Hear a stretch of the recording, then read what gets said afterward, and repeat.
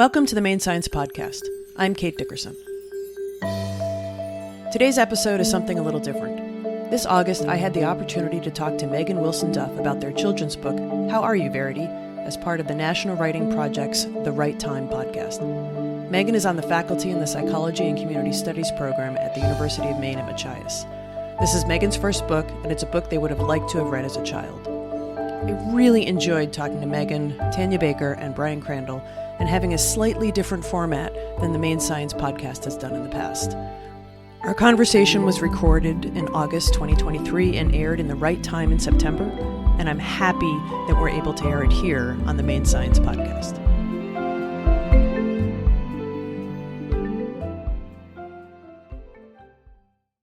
Happy August, National Writing Project friends and family, and welcome to another episode of The Right Time, the video and radio podcast that brings together phenomenal writers and the teachers who love to teach them.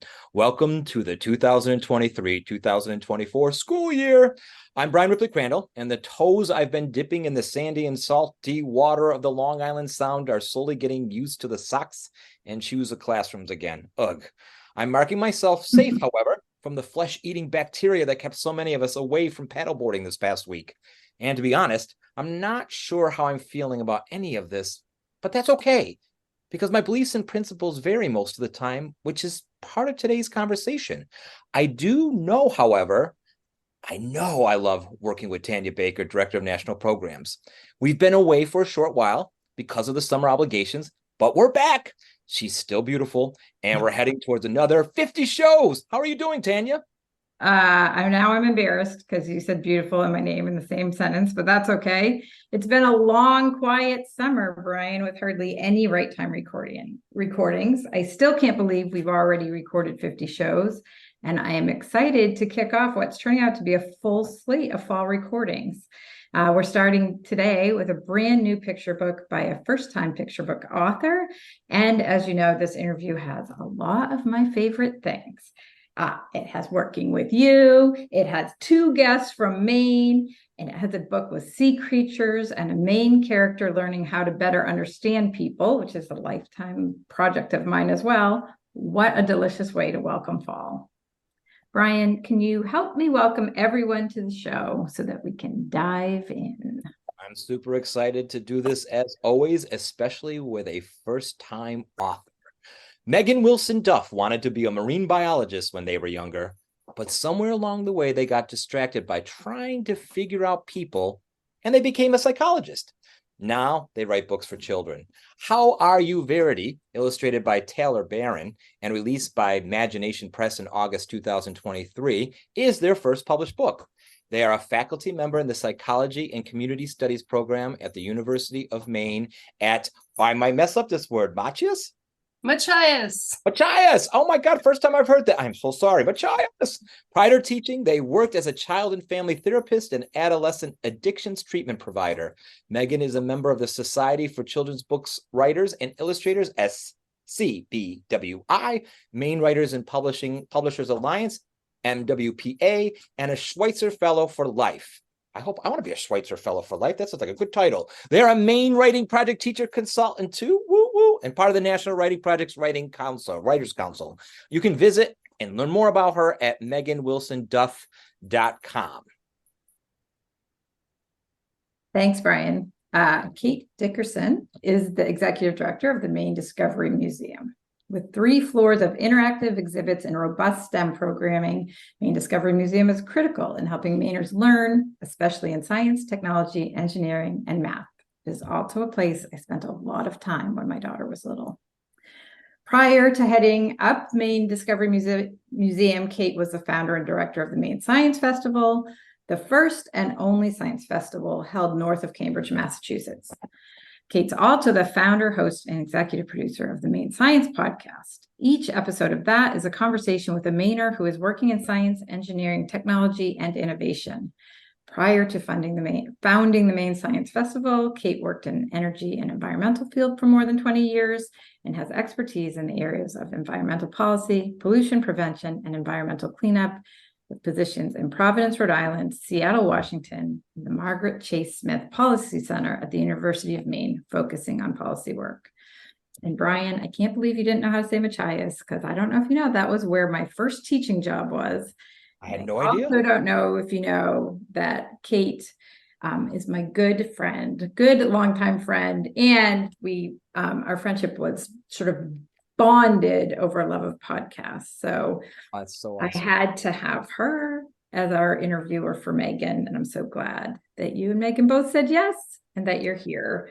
I'm super excited. This is going to be a great conversation. It is going to be a great conversation. Before we kick off the conversation, though, as we always do, Kate, I would love to have you share a writing prompt. We won't stop and write, but if listeners or viewers could pause their podcast here if they were inspired to do so. I would be delighted. And thanks for having me. I'm pretty excited about this.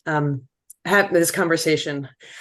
The write-in prompt is, have you ever been confused by a question that people have asked you? Choose one time. What happened? What did you do? Excellent. That might be one of the heavier questions we've ever had. I have to think about that for a little bit. I love it. If we were having a Writers Institute right now, I have a feeling that would lead the entire summer, and we'd be talking about this question every day from that point on. Have a great conversation, and we'll be back in a little while. Thank you. Meghan, it is a delight to talk to you. I'm just going to dive right in. I hope you don't mind. My first question is, I'm curious about, when did figuring out people capture your attention more than figuring out sea animals? I think I enjoyed learning about sea animals and had to figure out people was sort of the way it worked. But Verity, the character in the story, and the predicament that Verity's in is basically based on me as a little kid. I think I would overthink everything and get told I was overthinking everything, but things that were obvious to a lot of people weren't always obvious to me, or maybe I knew I was supposed to do it, but I didn't understand why. So I was one of those kids who kept on asking questions. And actually, this is sad, and my mom's not going to want to hear this, but I was actually told probably not to become a marine biologist when I was younger. And so I kind of drifted away, and in school and college, I decided to go the route of social sciences, and then I moved from anthropology to psychology. So hopefully that answers the question. Oh, anthropology to psychology is a super interesting, it's not quite parallel, but it's a really interesting connection, I think. It was great to go through a program with a familiarity with a different discipline, because I was asking questions and the professors were like, wait, what? Because I'm asking them from a much different angle than most students are. But I mean, now I work in the psychology and community studies program in which I teach is not a traditional psych program and includes other social sciences and real applied, what does this look like in the community, with real world problems. And so it draws on my background. I'm quite happy here. That's excellent.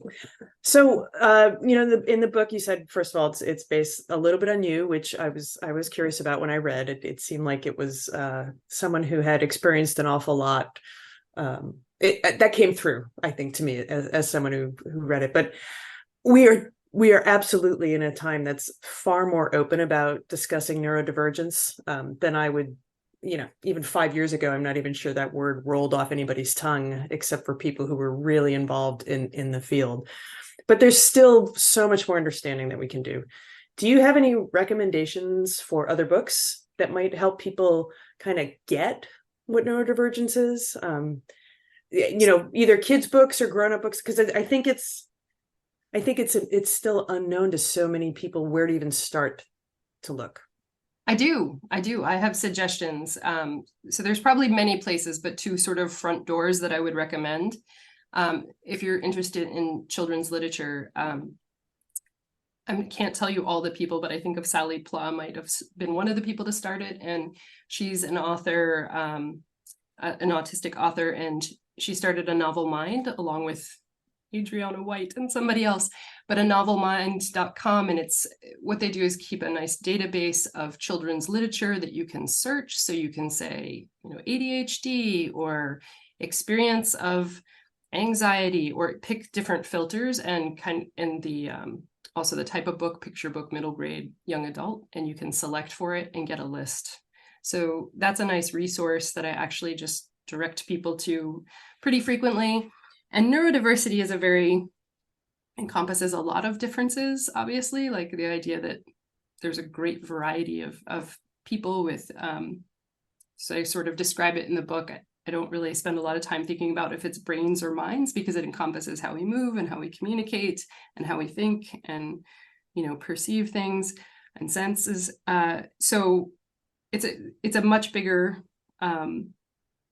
group of differences. But if you wanted to sort of zoom in on autistic experience specifically, there is a blog, which I will be able to give somebody the link to, but I don't quite have it. It's the Autistic Authors Project, and that's one where somebody curates and takes and posts. So that could be adult, fiction, nonfiction, kidlit, more academic books. And that's another resource. If you're specifically looking for books that are either by autistic authors, they might not always be about autism, but that's another sort of angle to approach it at. Because I think part of it is making sure that whether we're talking about authors or people researching in different fields, that when we're thinking of experiences from within communities, we're listening to people from those communities describe them instead of not being described from outside. I think I said that wrong. Instead of being you got it, outside the community. So this is the time of the evening that I am usually sort of like half awake. So I'm doing I totally understand. So I'm curious, this is your first picture book. Yes. And I'm going to go out on a limb here and assume that you've written many other things, if only for your actual academic work, right? So it's a totally different approach. Yes. What inspired you to do this now? Like this podcast, me writing Kidlit was something that happened during the pandemic, where I don't know about Tanya and Bryan, but for me, I needed another outlet. I needed to meet another group of people and interact. I wanted to learn something new. I needed something that kind of, was a creative outlet. And because I did the teacher consultant courses with our regional national writing project, Maine Writing Project, I had an experience in a crit group. I had worked with other teachers, because I teach as well. And, we had been in a crit group together, and we had, done teaching demonstrations together. And I loved it because it was so wonderful to be with other people, that they're there because they want to be, they're excited about this stuff. And so I joined SCBWI, which is sort of the professional organization for people in Kidlit, and wanted to learn more about writing Kidlit, but also find that community piece. And they have discussion boards, and I went on those discussion boards and asked who needed a crit group, because I wanted to join one or start one. And the people that I met, sort of earlier in the pandemic, we've been together for several years now, and they've been my regular monthly crit group. So that's how I made the leap. And if you'd asked me 10 years ago if I'd be writing kids' books, I would be like, what are you talking about? I'm not going to do that. So it's interesting to think about that trajectory. But the National Writing Project courses were really important to me, because even though I muscled my way through a doctoral program, and I've always sort of thought of myself as a good student, did not like writing and didn't feel very successful at it. And I actually got asked to go to a remedial writing workshop at the beginning of grad school. So, I've come a long way in that sense. Well, my experience with the book certainly didn't, I didn't get the impression it was someone who did not like reading. It's so much fun to read kids' books as an adult, because, well, first of all, you can get through really fast. So you don't have to wait to find out how it ends, right? You're like, oh, this is great. But there's a joy in kids' books often. And some of it, I think, is because of the illustrator, but some of it, I think, is just how you're conveying the message. So all of which is my point of saying, you probably, if you didn't think of yourself as a good writer, this type of writing has to have been so different from what you have trained to do. How hard was it, or was it something you could just dive into as a pandemic project? I thought I'm going to start with picture books, just because, it kind of feels like the beginning, although we could talk about board books. And they're shorter, so they don't seem as scary as, 60,000, 90,000 words. And then I get in there and realize, oh no, picture books are like poetry. They're all about concision. You have to compress a lot in there. Like, what am I doing? So, but again, in my mind, it was about this is a challenge. I'm trying to learn something new. And if I'm uncomfortable with it, keep on doing it, because this particular thing, especially when you're an adult and you're a teacher and you're used to knowing what to do, you know, having that thing that stretches you, that makes you remember what it's like to kind of not even know if you've written it very well and not have enough experience to know the form and have to reach out to people and take feedback and really sort of listen and think about what that means. Like, so anytime I felt that feeling inside me where I'm like, oh gosh, I'm horrible at this or something, I sort of got my teacher brain going and encouraged myself. And I don't really have as much of that anymore. I mean, it's somewhere along the way, I feel like I got enough of a feel for the structure of picture books to have a better sense of whether I was on the right track. And I love my crit group to bits. Like we all have very different styles and we know each other's styles. So sometimes we'll say, write more like Casey, write more like Janelle here. Ooh, you did a really good job of writing like Meghan here, right? But like we've built up a really nice set of relationships, and it's been really helpful. So I think I was thinking about this, not like, oh, I need to publish a book, but I really want to try this. I want to develop something, and I want those connections with people through doing this work. So what's super interesting to me about that is that all of the things that you just described about how it felt to go through that is exactly what Verity went through in the story. Right? Like, I'll listen to this later and see. You're trying to figure out these questions, you're trying to figure out, and then trying to, like, did I do it right? Did I not do it right? You know, like the whole thing. I love the part with her older brother and him being like getting her right. Like I have found often family, for better or for worse, really gets you sometimes, and it can be hard, but then you always know that they've got your back. And it's everything that you just described is paralleled in the book. Did you notice that while you were doing it? Nope. That's so cool. Nice observation and process comment. That's neat. Yeah. So what importance do you think storytelling has to our mental well-being? Wow, I got pitched a big question. People write books on this. Yeah, I dove right into that one. Sorry, I didn't give you any prep. Let me answer it from the book's perspective. Like, there's actually things in my life personally that I spent a lot of time reading, because reading was a way to get to know people. Reading was a way to like be alone, but kind of be together. You know, it's kind of contact with an author, but you never actually meet them, but it's a reassurance that somebody knows your experience, or you can connect with an experience. And there are books that I wish I had had when I was younger. There are books that I wish that, even if everybody around me was still saying, why do you do that? Or frustrated with me, I could at least say, somebody knows this. Do you know what I mean? So I think about that with the Verity story. Came out very sort of hopefully joyous and positive, but I think a lot about, you know, what the cost is for not being able to identify or see yourself reflected, or just know that somebody else gets it. And I think that's getting better in the kidlit world. You know, we're not there yet, but I think there's greater diversity of experience represented, a wider range of perspectives represented, and I'm glad to see it. But that's how personally I think of it. Is I want, you know, I knew that this book wouldn't work for everybody, but I feel like if it works for a handful of people that aren't getting sort of that reflected backness in other books, then I'm really happy. Like, that would be my goal. Do you have favorite authors or favorite books that almost felt like a cheat guide for you of figuring the world out? When I was younger? Yeah. I read so much I would hesitate to find like one or two or three authors, and they're all over the place. But I will say that mentor text wise, as a writer, there's a lot of books that I like really loved. So Andrea Zweil's Sweetie, about the naked mole rat who was a little bit of a square peg. That book to me is very autistic coded. I don't know if that was intentional by the author illustrator, but I love that book. And I kind of feel like it's a cousin to Verity in the sense of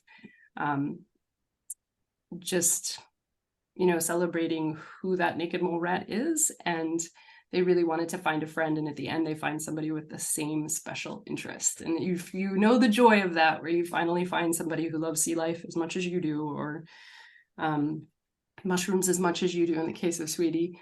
That was a book that was on my mind when I was writing Verity. I like how both that book and your book use fascination with animals and kind of what I would call scientifically fun animals as the gateway to talk about other things. It's a really interesting, it's an interesting approach. It's also, working at the museum, we talk about different ways to appeal to people, and animals always lead, whether you want to admit it or not, right? Like you just lead with Why that. not admit it? So it's been really interesting.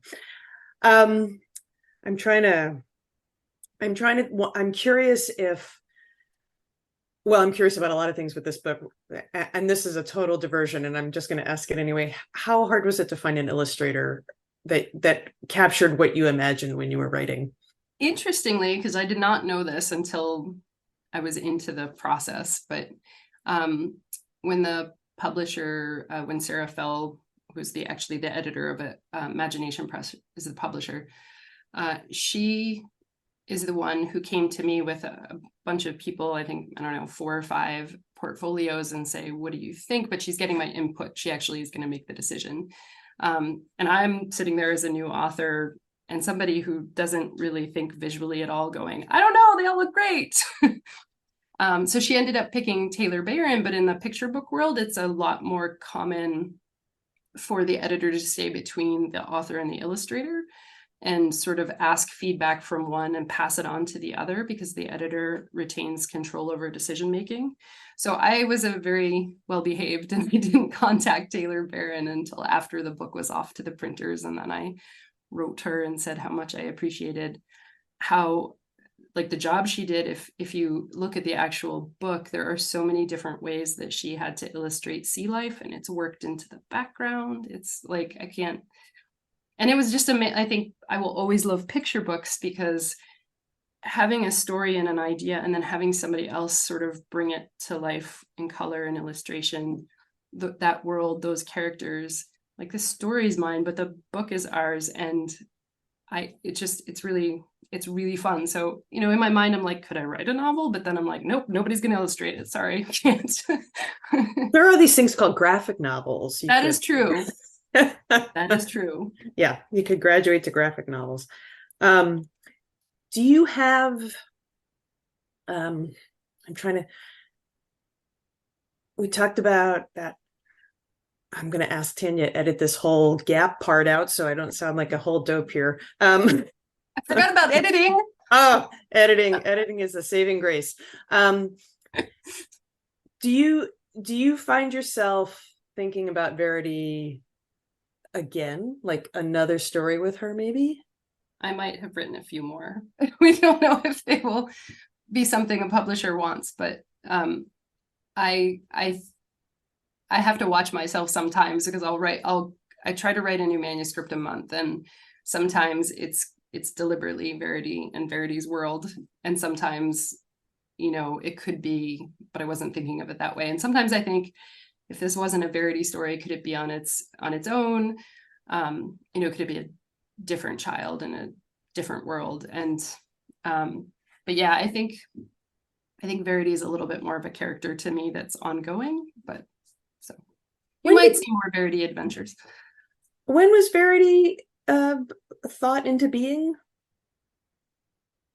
Let's see, 2021 sometime, maybe late 2019. You've been living with Verity for a while, right? Yeah. Like, yeah. Well, picture books,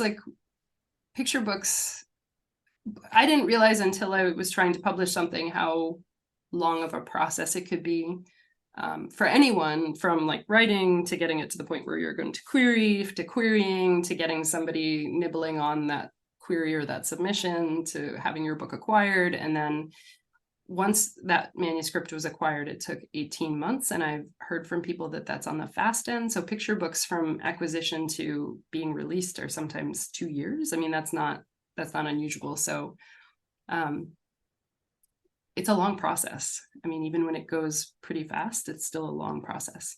Right. So that means you get to live with that character for a really long time and create new stories, at least in your head, that don't go anywhere because you're still waiting for everybody else to meet the character, right? Yeah. And it's funny because I at first it was, I want to write stories and I want to learn a form. And then it was like, well, if I can write them, maybe I can get one published. And now I'm in this place where I'm writing stories anyways, like, and totally overwhelmed by the picture book world. Picture books are smaller, they're spread out over time in terms of this process. So I've asked other authors, like, how many books are you working on at one time? And people, answers anywhere from like, 6 or 7 to like, 10, 12, 15. And I was like, so if you have any problems with organization, woo, instead of one big project you're laboring on for so long, that's a much bigger project. It's a lot of project management of smaller things that are at different stages. It's wild. It's I think about all the different things you have to do and manage an organization, and having that many different stories going at one time seems like a Jenga game of some sort, right? Like just trying to have that happen. Don't pull that one out. Exactly. Let's keep that one right there. So, all right, you've alluded to this a little bit, that you've got maybe some other stories that could happen on the horizon. Do you think you would like to graduate either to additional kid stories or like maybe young adult? Like, I realize the picture book thing might be a whole fascinating piece, but I'm also asking because you said, you initially kind of started this because you wanted to try something new and challenge yourself and learn new things. And sounds to me like you're really getting the hang of picture books and you might be having that settled. So are you thinking about pushing more or becoming a better expert? I still want to continue writing picture books. I mean it. It's a fascinating process. And I just wrote an essay for somebody on, paralleling the idea of undergraduate students' dread of group projects. But then here I have this picture book that is inherently a group project and I love it. So it's like, how do you bring the joy from that experience and like remind students that, group work is actually a lot of what we do together, and it can be really wonderful even when it's challenging. I mean, because challenge can be enjoyable too. So I've been thinking a lot about that. But then it's also kind of changing the way I write professionally in terms of higher ed. So I have a clinical background and I've been a therapist, and I teach undergrads social sciences in general, but then specific counseling related classes, and then writing picture books. So I've been really excited to think about writing things that kind of blend these worlds, and thinking about what outlets or websites or who might want essays that sort of look at these things from different angles instead of a traditional research paper or that sort of thing. So that's what I feel is evolving. And middle grade and YA, I think I might get there someday, but I'm still in like the 6 or 7 year old mode. I don't think there's any pressure to do that. I do have one other question. I'm bouncing all over the place. So I'm feeling I might be driving Tanya and Bryan crazy with this. You said this book was based a little bit on you. Did you also, would you, as someone who has counseled and been a counselor, do you think a book like this did some of it come from wanting to have something like this that you could share with your patients or your families? Well, I haven't been doing clinical work in a while, but I definitely think of the kids or the adults, because there have been adults who have said to me, that's the book I wish I had when I was younger, because that's a gentler way of explaining things and making me feel like ashamed of not knowing, of not realizing. So not as much. I don't think of it as often in the clinical realm, but it does connect for me. But then you have to find the right book for the right kid at the right moment. So yeah, no pressure there. That's super easy. Well, I have major thoughts. I have lots of thoughts. First, I want to say, Kate Dickerson, I love your radio voice. It comes across so well. So you should do other podcasts and plug the podcast that you do because you have an excellent voice for these shows. And second, I am just in awe and so inspired by what you're doing, Meghan, especially as a classroom teacher who's now also an academic. We started the show because we wanted to represent diverse text and to let our listeners realize that there needs to be a book for everyone out there. But one of the things that you triggered for me during this is how therapeutic reading is and how having text helps you with your mental well-being. And I realized as a classroom teacher, I kind of gravitated towards the books that I knew would help adolescents to heal or to process stuff that adolescents go through. And I just throw that out there to thank you, but also just to give you the invitation that we do need more of these books. And I think you focusing on Verity is a good thing that we're going to start reading more of, hopefully from you and others, because we do teach students like this, and we do work with families like this, and their tales have not been put in text form. And thanks to your illustrator, into visual form too, because I am a visual learner. Don't like group work, but I do like visual literacy. And I need these books, and these books just help me to be a better person. So thank you. Tanya.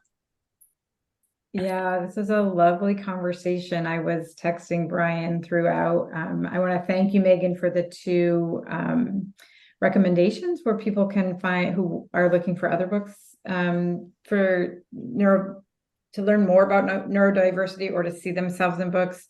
And we'll publish those in the comments with the video so that people will have access to them. I also want to say, I keep wanting to write about this, and we have written about it a little, Bryan and I, but we have talked to so many authors who say, I wrote the book that I wish I had as a young person. Urban authors who are like, every book in a picture book is a single family dwelling with a garage and a car parked out front. Black and brown authors who have had lots to say about the representation of kids like themselves in books. And I'm really thankful for your book. I told you before we started recording that Verity is kind of walking alongside me since I read their book and their story. And I'm happy to have them with me and to think about how they would experience certain things or people when I'm out in the world. So I really appreciate that. And I'm glad that there might be more books and that we might be able to dive into their world again. And Kate, Bryan's right. You are a great podcast host and you are such a good listener, as well as have this very soothing radio voice. So you're both amazing. We are so excited that we are just interrupting everything to tell you how great you are, but I want to make sure, Kate, that you have an opportunity to take us out. I'm going to put my screen back up. I want to make sure to take us out on a writing prompt, because this is the writing project and that is what we do. So could you give us something that we might write about after we experience Verity? Yep, here we go. And before I do that, I just want to thank you again for this great opportunity. I never probably would have picked up this book since my children are now adults, so I don't have an opportunity to read kids' books that often. So I appreciate it. And Meghan, it was just a delight to talk to you. I appreciate it. Me too. And also thank you Tanya and Bryan for the invitation as well. So, and I'll come up and see you in Bangor because, hey, we live practically next to each other, right? I know. It's in two Maine, of my favorite places. Next time I'm there, I think we should all get together. Oh, I like that idea. Let's do that. So, okay, write out prompt. Is there something that you are as excited about as Verity is about sea creatures? Have you ever driven people crazy with it? Have you ever found the just right way to share it? Write about this challenge we all face. Your writing could take the form of an advice column, a story like Verity's, or something else of your choice. Thanks, Kate. Bryan, do you have a last word? I hate to just jump in. I'm going to throw this out to our listeners. What I also cherish about this particular episode is we often have this idea of who is a writer and what is writing.